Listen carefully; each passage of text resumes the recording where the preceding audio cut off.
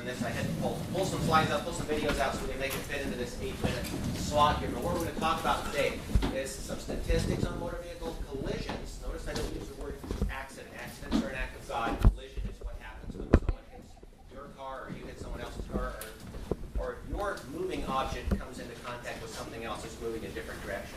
We're talking about seatbelts, airbags, and also head restraints, use of head restraints. So some statistics. Every year, about 42,000 people are killed in motor vehicle collisions in the U.S. Now, that's been a fairly stable statistic.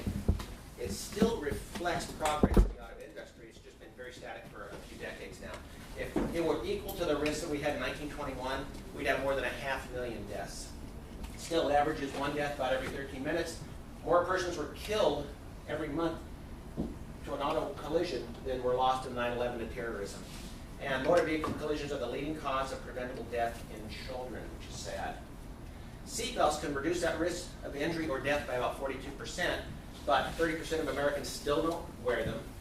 And child restraint systems can likewise reduce the risk of serious injury or death in children. But studies show that 89% of parents do not know how to properly use those items, and 40% of children are killed in a motor vehicle collision. They're not properly restrained. In most of the reported airbag-associated deaths in children, the children were unrestrained. In the U.S., every year there's about 7 to 8 million crashes on the roads and highways. About 3 million whiplash injuries occur, and out of those, about half will suffer some kind of long-term symptom. 10%, about 300,000 people, will become disabled each year, and the studies show that about 80% of drivers do not properly adjust their head restraints. So a few simple interventions and a little information can save money, lives, and prevent a lot of suffering. So seatbelts, some common myths. You only need to wear that seatbelt when you're on the highway or going fast. This is a similar mindset that motorcycle riders have too. It's if they're going really fast, then they need to wear their helmet. This is wrong. Most injuries and deaths occur on surface streets just within a few miles of the home. I'm just going to run down to the store and grab something. That's when bad accidents tend to happen, and they're usually at speeds under 40 miles an hour. So let's look at that myth a little bit more. You can just brace yourself against that steering wheel at that low speed. So we have a car traveling 25 miles an hour. That means the driver inside the car is also traveling at 25 miles an hour, right? The car suddenly becomes static. It's 0 miles an hour. The driver still was going 25 miles an hour when that instantly happened. And so it's wrong. 25 miles an hour is your speed after falling from a 3rd-story balcony. How many people here think they can brace themselves for a 3-story fall? And as Jeremy Clarkson says, it's speed is not what kills anyone suddenly becoming stationary. That's the real problem. Some other myths in there. You have an airbag. You don't need to use a seatbelt. That's very wrong. By themselves, seatbelts reduce the risk by 42%. Airbags, by themselves, only reduce the risk by about 12%. And occupants that are unbelted are either going to ride up over that airbag and into the windshield, or they're going to go underneath into the knee bolster when bad injuries occur. Another myth that we have here is women who are pregnant shouldn't wear their seatbelt because they can injure the fetus during the crash. There's never been a study that actually showed that that was a big problem. And the thing is the injuries you're going to incur without that seatbelt on are much worse than any risk that you would do with a seatbelt. Also, slipping that shoulder strap under your arm. Has anyone ever seen somebody do this where the shoulder, because it's more comfortable to wear it like that? That's wrong.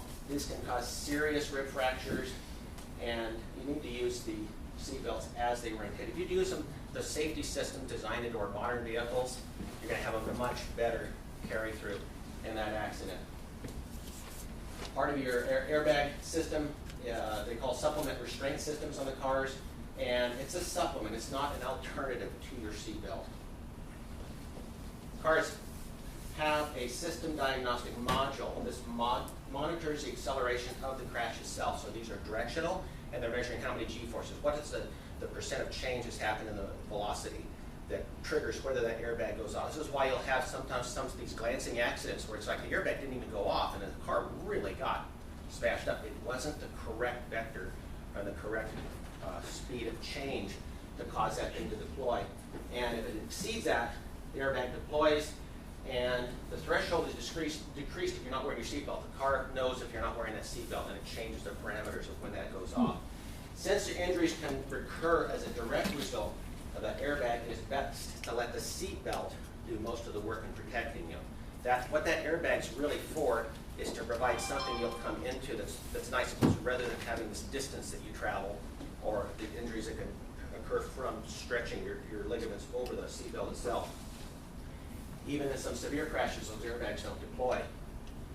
In the older cars, they used to use a mechanical system to deploy that airbag. And so bag deployment was quite rapid. Sometimes you'd have an airbag coming out at 160 to 210 miles an hour. Most people don't like getting hit by even light objects at that speed. Newer generation are what are called smart airbags, and they have 2 power modules. So what happens is it has a depowering effect. So it initially starts to expand, and then it comes into play a little bit more gently on you. So what we'll see here is the airbag will fully inflate before you make contact with it.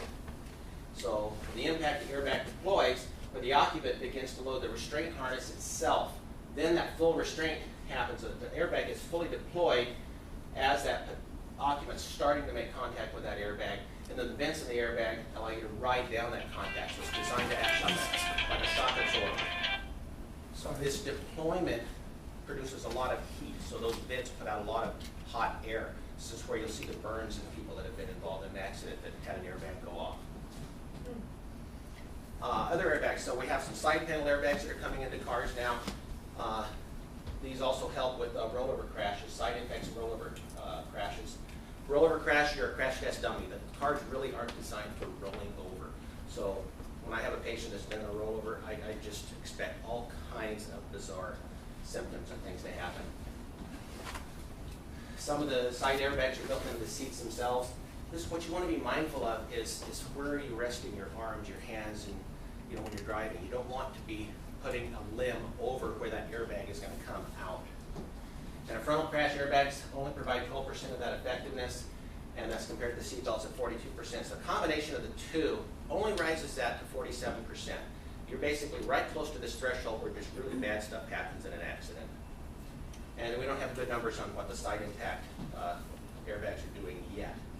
Now remember, drivers who sit very close to the steering wheel can be injured by that airbag as it deploys. So some of the newer cars actually have adjustable pedals that'll ride back further. You can also buy extensions if you're really small to put onto there.